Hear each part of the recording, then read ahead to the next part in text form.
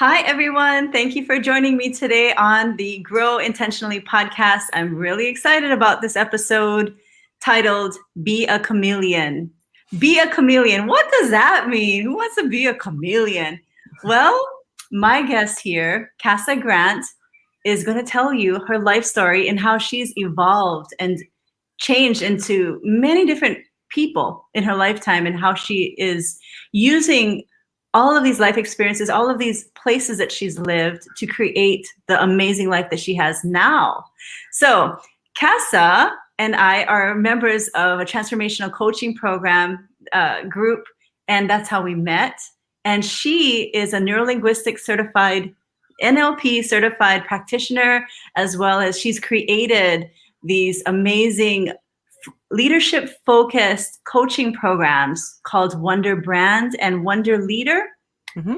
And I'm excited because we've had pre-podcast conversation around her life in Antarctica and all of her world travels, and then how she's evolved and traveled the world. And now she's found exactly the right niche where she's helping women step into this leadership roles in their lives and being the leader that they want to follow. I get goosebumps. I don't know about you when I hear that, because I'm all about women empowerment. And so, Cassa, without any further ado, I'd love to shine the spotlight on you. And I'd like to know, where did you start to learn about personal development? Thank you. And thank you for letting me come on your show, Gina. I'm a big fan, so I appreciate it. For me, my personal growth journey, I would say I was doing it for a long time when I was younger. Wayne Dyer was a huge influence for me in my 20s, and Byron Katie, I love her work, and I have been doing that for a long time as well. But honestly, becoming an entrepreneur, I started my own business about 5 years ago, and that has been, I say, okay, I've been on all these adventures around the world, but honestly, starting my own business was probably one of the biggest adventures. And it was, in front of a computer. It wasn't so outwardly focused, right? So that's been something that's pushed me to grow in ways that I never would have pushed myself otherwise. And I will say that I think that happens with all kinds of things. It doesn't necessarily have to be entrepreneurial. It's this idea of creating a new identity for yourself that then pulls the threads and makes you start, exploring other parts of yourself that you wouldn't necessarily have done before. Totally. Okay. I know a lot of people are wondering what life is like in Antarctica. What took you there? What took you away from there? That's a place that we don't really hear much about. And it's a lot of curiosity there. Yeah. Well, for me, so there were a couple of things. I remember I always wanted to travel. I was just like, I need to travel, and I never really knew what I wanted to do with my, in a career capacity, but I definitely wanted to travel. So I started setting my life up like that from a very young age. I taught high school for a while. And then when I finished, I learned to be a commercial driver. So I became an adventure travel bus driver, and we took trips all over the US and Mexico and Canada. And so that was a way for me to integrate that into my life. And then as I was finishing grad school, one of my friends who was also a bus driver was like, hey, I've been trying to get down to Antarctica for 10 years. Most people have to apply year after year after year. And he had finally gotten down there. So he was super excited, and he was really trying to get the rest of us to go down. And so after when I was finishing grad school, I was kind of like, I don't know what I'm going to do next. Like, I don't really see a job option right now. And also this Antarctica thing seems kind of cool. Like, I'm not saying that I didn't want to go. I was interested, but I was also kind of like, why not? I can't think of anything better right now. I need to finish my thesis, etc. So I started going down in 2011, and I started as a driver. So driving out to we land the airplanes on the permanent ice shelf, which is about 15 miles from the town, basically. It's called McMurdo Station, is where I was at. So in the summer, there's about 1,000 people there. And then in the winter, there's about 150. So I was a driver at first, and driving through, it was like we packed the snow down really hard. And then we have these big, crazy vans with like big old tires and insane vehicles, which of course, being a driver, I was very into. But I drove out to the airfield, and then I started getting into materials management. So that's when I started doing more management. I mean, I was doing management in a way that I had not really articulated when I was driving buses, because I was leading groups of 36 people.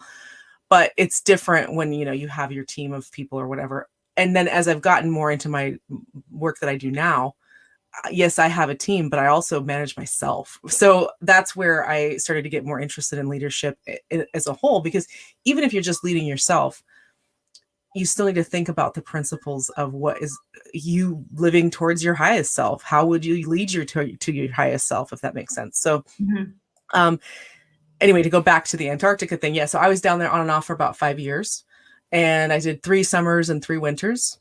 And there was some big personal growth that happened there too, especially with the winters, because I was part of the airfield crew, and you see that last C-17 takeoff, and you're not going to see another plane for 6 months, and it's going to be dark for 4 of those months.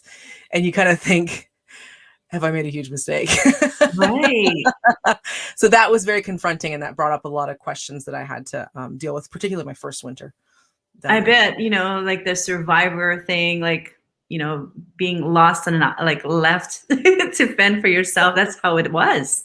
Yeah. Really. And there are 150 of us. It's, people take care of each other and have a lot of empathy. I mean, to be fair, the pandemic has reminded me a lot of my winters down there, in terms of, I've been spending most of it in New Zealand, so I haven't been having the same experience as other people, but I did have this experience on the ice that was, but the difference was we chose to do it, and also we knew how long it was going to last.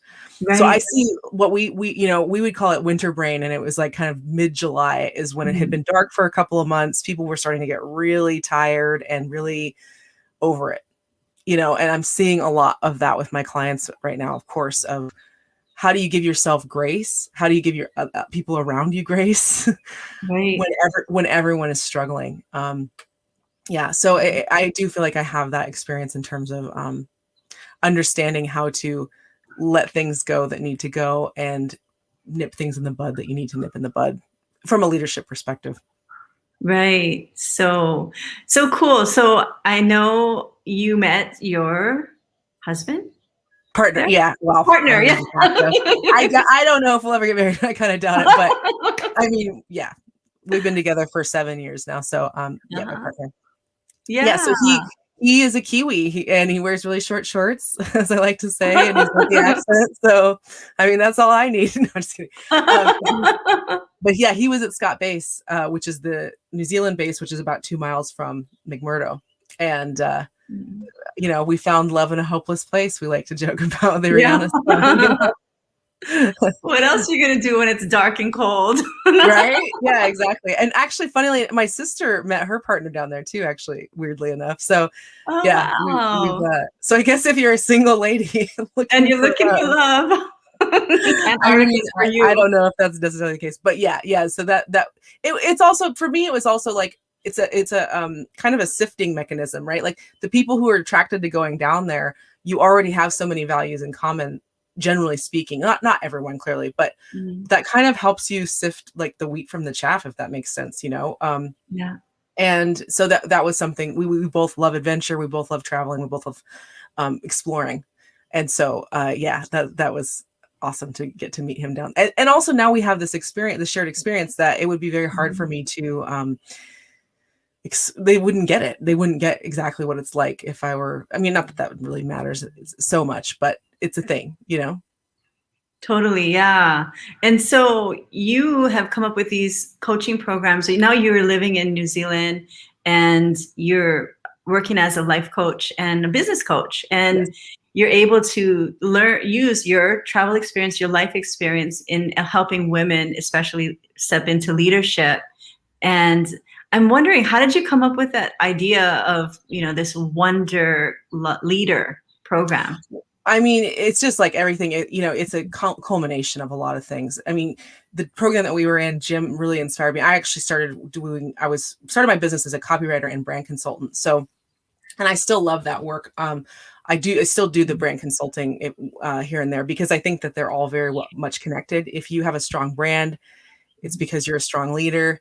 And then you have a great culture because of those things. So they all play together really well, I think. Sorry, I just hit my microphone. But the way that I came up with that was partly from experience, partly from the things that I had really wanted when I was a leader, and either was getting or wasn't getting, right? So, and then also the things that I see with my clients. So I started out business coaching, and you see themes. Most of us struggle with similar, like, not that we're not special and unique, but most of us struggle with similar things that come up. And that could be even as an entrepreneur as well, So, imposter syndrome comes up all the time. Personal branding comes up all the time. Even if you're in an organization, having a strong personal brand will get you a lot of, I call it's relational equity. Like, people believe in you. And so then you can lead them to do things that they would not necessarily be confident in if they didn't believe in you as the leader. Does that make sense? Yeah, totally. So that kind of personal branding and communication has come through all the time in my coaching. So I'm constantly helping my clients clarify their messaging so that they can really make the impact that they want to make. That's the other thing, there's so many of my clients that they have amazing ideas and techniques and work, and they're awesome people. They're such awesome people, but they have a hard time distilling that into, this is something I struggle with a lot. I would kind of turn into the girl who cried wolf of like, there's a problem, but I was doing it in a way where I was overwhelming with information. And then that was not actually getting through. And then when things really did go down, I'd be like, I told you guys, but I didn't give it to them in a way that they could understand. So that's another thing that I really help my clients with, is that part of the branding piece, which is, what do you really need to say? Communication. And I feel like half the time, I feel like my tagline should be, why don't you just say that? We're trying to couch that. Yeah. We're trying to couch all these things in like corporate speak or jargon or whatever. And it's like, when people just sit down and explain things to me, it's so much more powerful. So a lot of it's helping them have the confidence to say it like that. So, and then I wanted to include branding as part of it. So Wonderbrand is its own course, and then Wonderleader is its own course as well. There is definitely overlap. The foundational pieces are all the same because we really build that core confidence and competence to move forward in the coaching program. And that gives people a foundation that really makes everything else a lot stronger. And particularly with the branding one, the piece, the transformational coaching techniques really help people step into a brand. Because I was creating brands for people, personal brands, and we were creating messaging, but then they weren't doing anything with it. And it was because they didn't really have the confidence to do it. And they wouldn't have necessarily said that, but it was like, I realized like I need to also have the branding piece that we create, or rebranding usually with my clients, and then the action plan and the coaching around that, because that's the piece that really makes it happen, so that they actually are creating a brand that's very, it's very accurate to who they really are and who they really want to be. And then also that they're actually doing it, and that's where coaching can be so powerful, because of not just accountability, but like my coach, if I write something down in my planner that I will be doing on our call, when it comes time to do that thing, I cannot think, I'll just leave it for later. It's like, no, I said I was going to do it to her, and it just makes me get it done. If that makes sense. Integrity. Stay in integrity with yourself. Integrity. Yeah, exactly. So cool. Yeah. So we were talking, I know you and we shared a similar thing, a life experience with our fathers. And I remember our discussion around that, and things that you said, I was like, wow, that sounds like me. And like your experience through that. Was that a pretty, I know it was a challenge for your family, but what did you learn? What kind of insight did you learn from that experience with your dad facing cancer? No, his kidneys failed. Yeah. My dad had cancer in the kidneys. That's right. Okay. Yeah, you mentioned. Yeah. So his kidneys fell when he was 35. And and then he passed away when he was 48. So I was 25 when he passed away. And, of course, there's all kinds of trauma around that you are constantly trying to release, and fear and those kinds of things. And that's always going to be a part of my journey, I think. But the thing that I really took from it was, you just don't have time to mess around and not do the things that are really important to you. And, we know this in an abstract way, of course. You hear it all the time, but it really showed me how limited, how much my freedom was important to me. And that's, again, partly probably why I wanted to travel so badly as well. But, it showed me that I can't make excuses. Oh, I'll do it next year, or I'll do it 5 years from now, or whatever. Like, I'm not saying you can't give yourself grace that way. You can, of course. But, yeah, just to quit not doing the things that I wanted to do. And it made me pick out, like I said, traveling was something I always wanted to do. And so it helped me make those decisions in a way that was a little more urgent than I think I maybe would have had otherwise.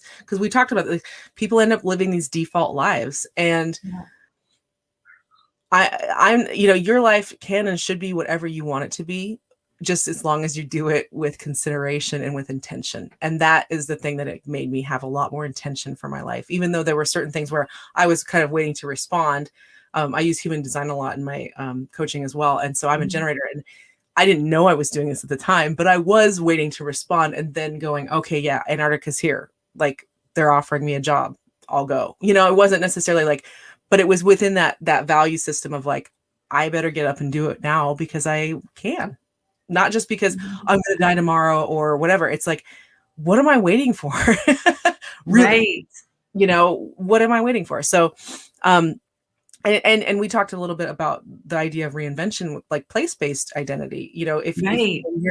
when you're in different places, it helps you create new ideas about yourself based on the input that you're getting from the people around you, from the environment around you, that kind of thing. I mean, I would think I had the example of, when I'm in Thailand, I'm a very different person than when I'm in San Francisco, for example, right? Like, because I feel more comfortable in San Francisco. I understand the language.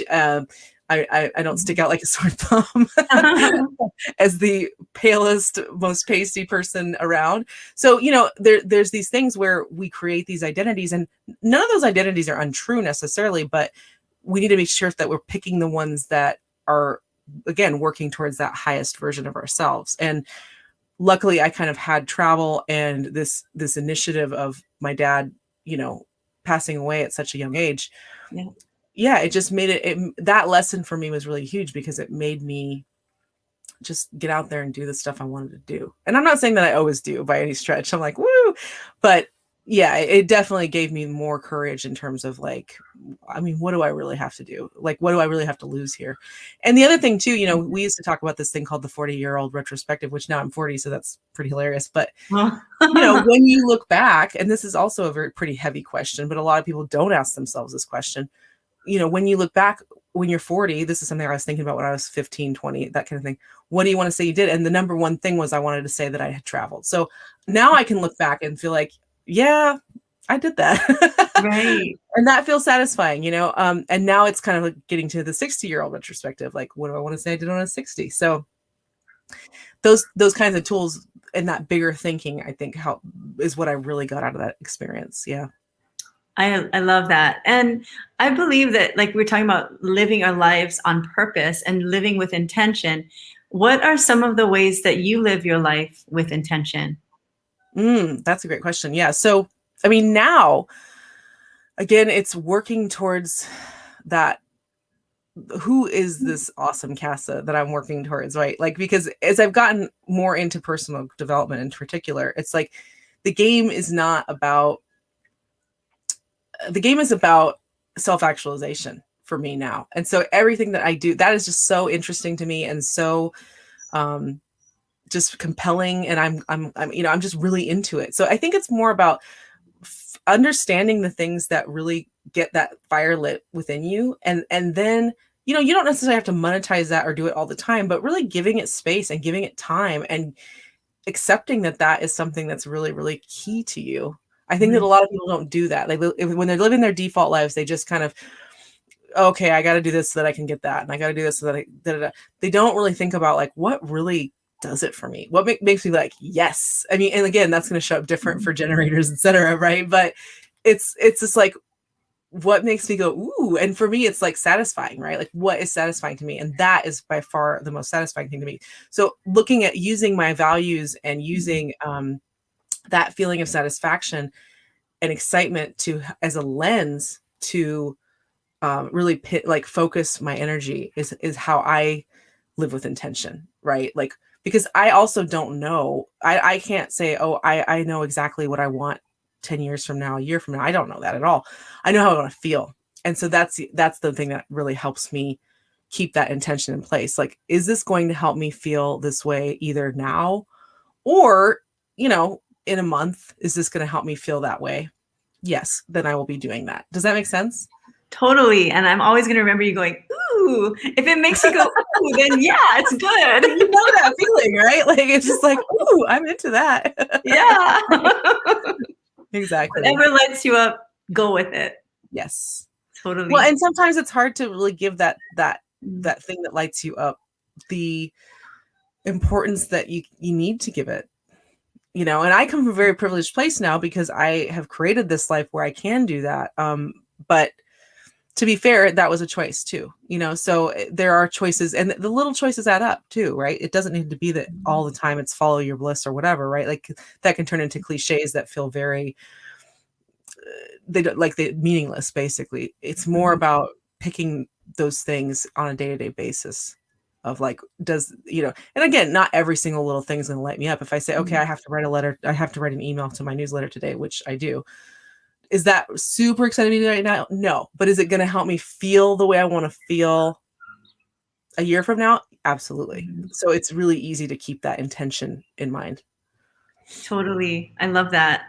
Okay. So another question that I have is about life hacks. And I know you taught me something that I was like, what? I never thought of that before. So we were talking and you said you have a life hack that you feel has changed your life and you would like people to learn about this. So what is that life hack? Well, there are so many, but no, I'm just kidding. There are actually, but the one that popped into my head when we were talking about this before was flipping a coin. So that's so profound, right? Flip a coin. But for me, I had been so conditioned to be logical and to be in my head. I was in my head a lot. I've gotten way better at that in the past few years in particular, but so in my head. And, people say, trust your gut and listen to your intuition. And I was just like, I don't even know what that means. Like, I don't know how to do that.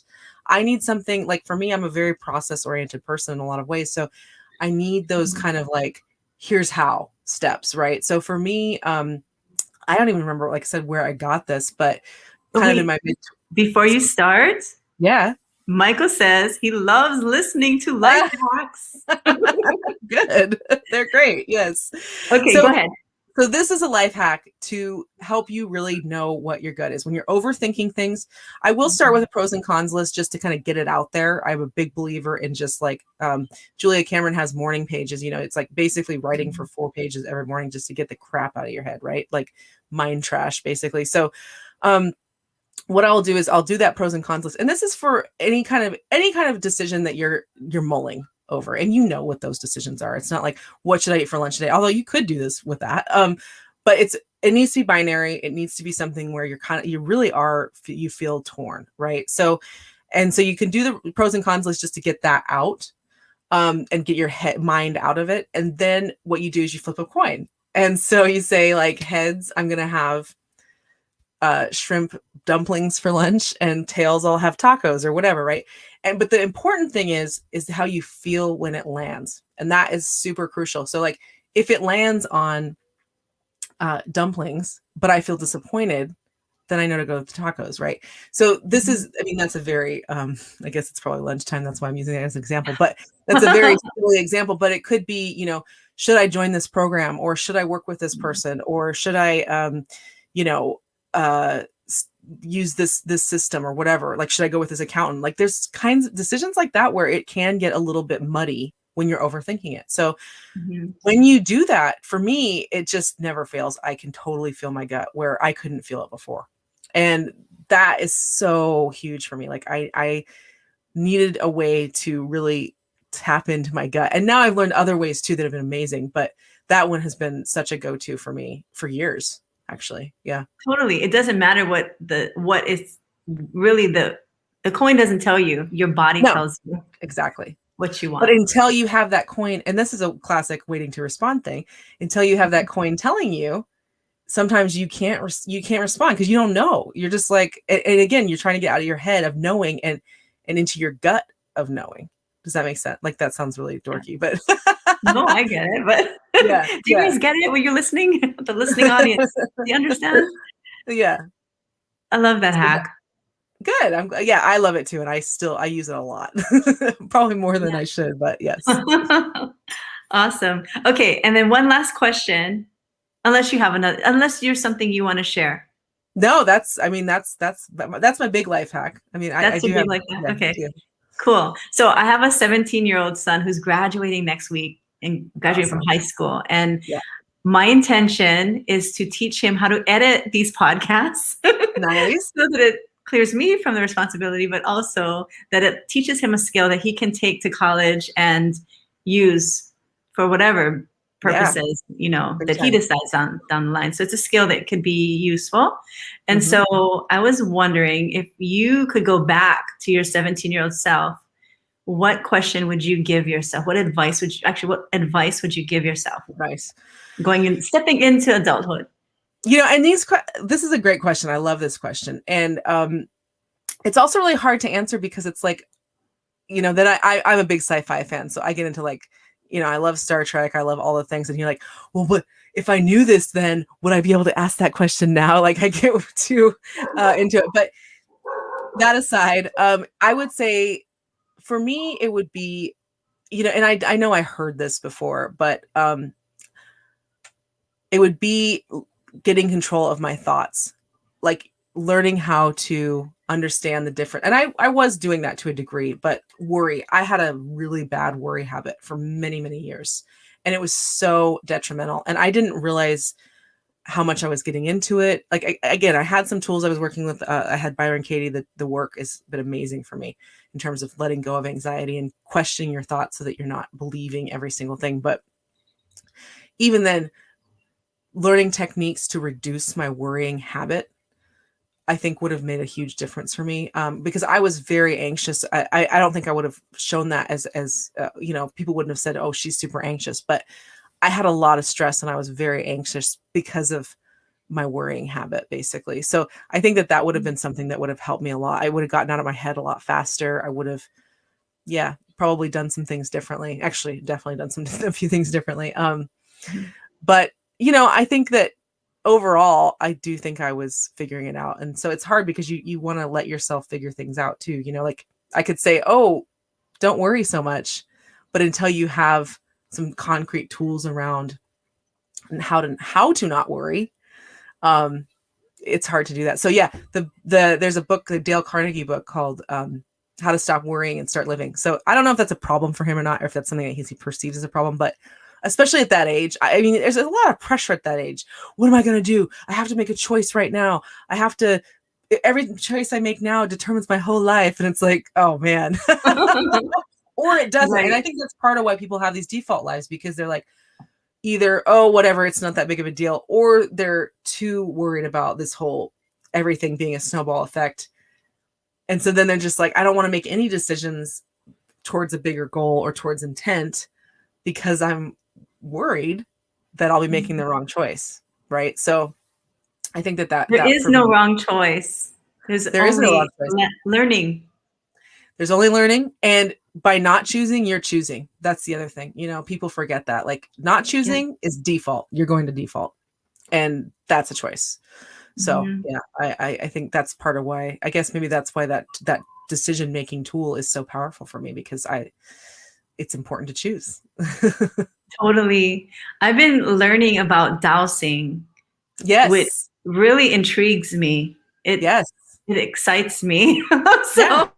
And pendulum work is amazing. I love pendulum work. Like, it's very, it can be very illuminating. And I've gotten really into that as well. And the I Ching actually is another really powerful tool that I really love. There's these little sticks that you can get on Etsy that are laser cut so that you don't have to do all the counting of all the, they call them Euro sticks, but just things like that to help you, again, tap into your gut. I use the I Ching, but it's one on the computer, so I don't have to throw anything. And there's a great app. There's an app for that. There's a really great app too. Because again, it's not even necessarily about what comes up. It's about how you feel when you see the thing that comes up, right? Like, I'm not saying give your power away to, this ancient mystical oracle. I mean, they're all tools for self-discovery, all of these things. And so, it's more about how do you feel when you see the thing that comes up than it is about, well, the I Ching told me to do it. So I don't have any responsibility now or whatever. Right. And I mean, the more this kind of going off a little bit more into this subject of knowing and trusting is that the answers are already inside of us in our subconscious. Yes. And it's just a matter of asking the right questions. Again, this is how coaching comes in handy, because we sometimes feel stuck or we are blindsided that we can't see who we are really being. So we need help saying, this is you. And you're like, oh my God, that is me. And that wasn't me. And I've been saying that for 5 years. And now and saying that I didn't understand and I'm lost and I'm stuck, and it was already there. Yep. And so many of my clients have said that, like, I already knew what we discovered. I just didn't have the guts to say it or do it. Yeah. Yes. And that's exactly right. It's uncovering that. And, you can do it in a number of ways. Like, I did it more with traveling, right? Like, that helped me ground myself in who I knew I was and exposed me to other ideas about who I could be, this whole idea of place-based identity. But yeah, it can come in so many different ways, but you're right. I agree. I think that is innate for sure. Totally. Well, I have to share this comment with you from Angie. Angie said, thank you for sharing your tool, because she is thinking about something and she's going to use it. She's going to grab a coin now. Yes. Let us know how it goes. That sounds amazing. I'm glad. Awesome. Thank you everyone for watching and listening. If you're watching on YouTube or on any podcast app that you have, even on Facebook, thank you for tuning in. I love seeing your comments. If you have any questions after the recording, feel free to connect with me or Cassa. Cassa, how can people stay connected with you? Oh, I'm glad you asked. Yes. I'm really active on LinkedIn and Instagram. So it's just Cassa, Cassa, Cassa Grant. It's a road in Wyoming. My mom was very creative. So yeah, and then of course my website. I have lots of freebies there if people want. There's one about how to own your weird. There's some about how to use storytelling as a leader. So feel free to pop on in and grab those if you want. But yeah, Instagram and LinkedIn is where I hang out the most, to be honest. Yeah. I wrote that in the comments. Cool. let me share my comment with you, because I just did that. Oh, there it is. You go. Yep, there that's it is. The one. Cassa Grant, follow her. Okay. Awesome. Thanks for your time today and your insights. Seriously love connecting with you. And likewise. All of you have a wonderful day. We'll see you again for another episode. Aloha. Aloha. Thank you.